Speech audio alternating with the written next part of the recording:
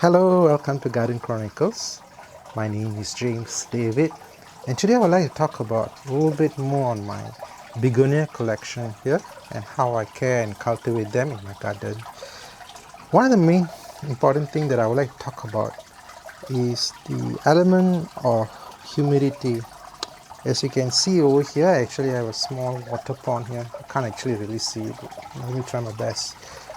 Okay, you see, so it's sort of like a water fountain, and what I have here is a small water pond which is not very clear here. And what has taken place here is that as time goes by, I have actually added little bit by little bit all the cane begonias and few of the begonias collection here, and I find that they just love this place. And the element here is that apart from watering, the main factor here is actually the humidity factor. And so this is my collection here. There's more than 10 here, and I find that the idea here of how I actually care for them is very much more on the element of placing all the cuttings and more like compact growing them.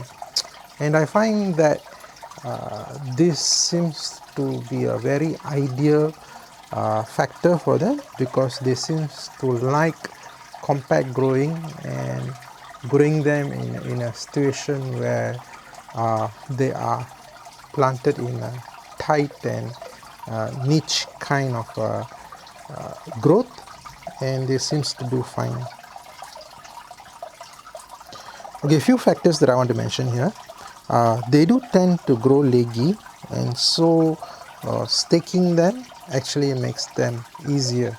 And so just want to show it to you. If you look over here, I actually use some bamboo shoots over here, and I find that fastening and tying them up actually helps them a lot.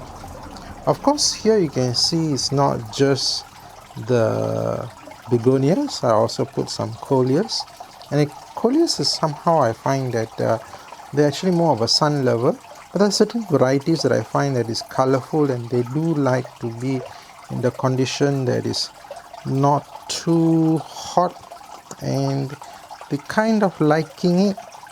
And just want to show you another type that I actually grow, and this particular type, they do give a very good complementary colors, so I find that it goes very well with cane begonias.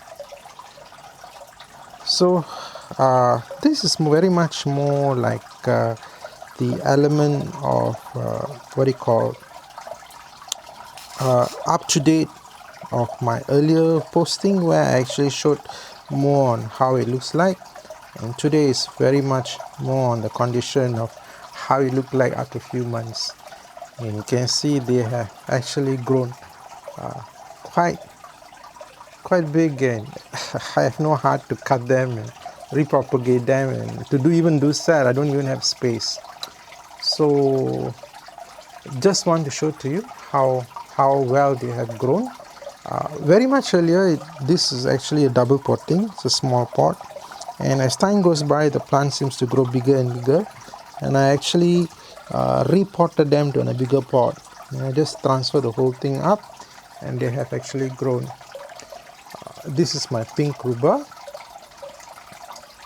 Okay, the element about this particular cane begonia here is that they do tend to become spotted when they are actually grown in a shaded environment. However, this particular part of the year, the sun is very bright and strong, hence they do started to flower, but I have sort of like lost most of the spots. You see some just barely, but it's not there. Alright, can you see it? Okay, the other thing here is that when it comes to maculata type, also the same thing. They tend to flower when it comes to exposed to good strong sunlight. However, I have to pay a price where Most of the leaves are actually badly burnt, and I don't want to trim them in this condition. Let's see how it goes. But overall the plant, oh yes, okay, overall the plant is not dead, and that's what my concern is. You can actually can't see it. You can see it. Alright, that is it. Okay, so yeah, that's the thing. So this is a sign of burns. You can see this burning bush. Burning bush is having burns. But again, as I said, when they receive a very strong amount of sunlight, they tend to flower. So this is the thing that you have to pray. This is not burning bush. This is what they call Arabian sunset. It's supposed to be a smaller plant, but appears to be grown bigger. And so that's some interesting features there. Other than that, let me see. You can see also the same thing here. Oh, okay. Alright, can you see? This is actually a Borneo species, so very cute miniature flowering flowers. Alright, so coming back to begonias and cane begonias and such as this is actually a hybrid of maculata. You can see that it is not fully red in comparison to the true maculata will be fully red. So this is another hybrid, spotted actually.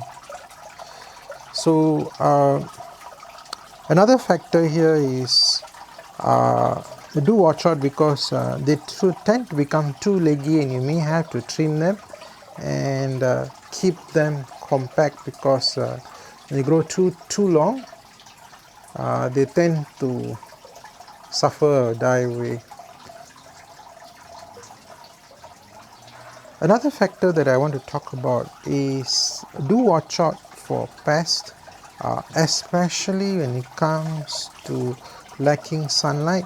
You do tend to find scale insect or aphid at these kind of corners and edges, so do watch out for that too. But other than that, should be fine.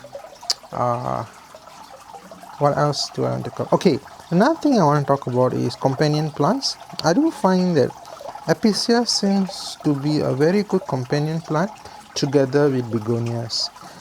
You can actually see, oh yeah, this is actually my collection of my Apiaceae. Actually, earlier I had this supposedly what do you call hydroponic system, but I think most of the begonias didn't really do well. Only a certain species actually have done well.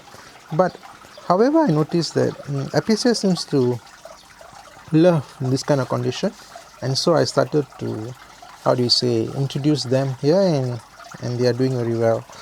I did have a very good collection of Apiaceae way back then, and most of them actually have died for some strange reason, with scale insect and what do you call this pest problems, and they never recovered after that, and I actually gave up hope on them. This is basically my second try, and how do I say, they're slowly picking up. So this is Luzonis, and as I said, some are doing excellent and beautiful and very well, and again, like what I said, coleus. So do not put any coleus of any kind. Choose the one that you like, especially with tricolors or with pattern, or something beautiful to add colors and value and that kind of stuff, so you can actually see them more colorful rather than how do you say, it'll be more on a feature kind of thing. Here's another cane begonia, Beningo if I'm not wrong, or something of that sort. I have to check and see what's that. But basically, I'm not so keen on identifying the ID. My main focus is keeping them alive, and the element here is that once they're doing very well, they tend to do very well, and if they start to die, and it'll be like too late to handle everything. This is actually overgrown, you can see. Now the problem here is this: I can actually trim and propagate all of them, but I can also stress them up and they can die. So it's sort of like a dilemma here, whether I want to propagate or continue to keep them. You know, I'm actually more observing, see how it goes. But I do have some spares. You can see over here the same plant. I do have some spares here and there, but as I said, if I were to propagate them, I'm going to have a problem because I actually ran out of space to grow them.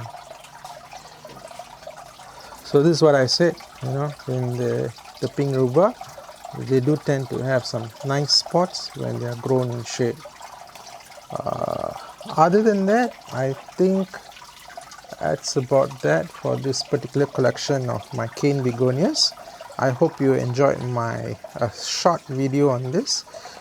What my emphasis today is to talk about is to cultivate a very good strong element of humidity, because when it comes to begonias, humidity is actually the king.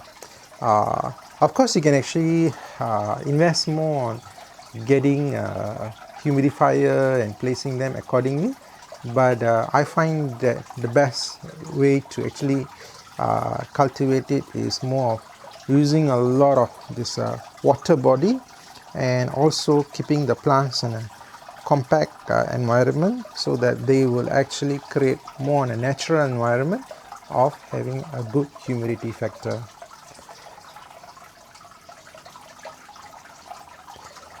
Alright, I have come to the conclusion of my video. If you have any questions, do put in a comment below, and I try my best to answer them as my best ability as possible. I would really appreciate if you can click like and subscribe to my channel, and I hope to hear from you soon and catch up with you in my next video. Thank you and have a nice day. Bye.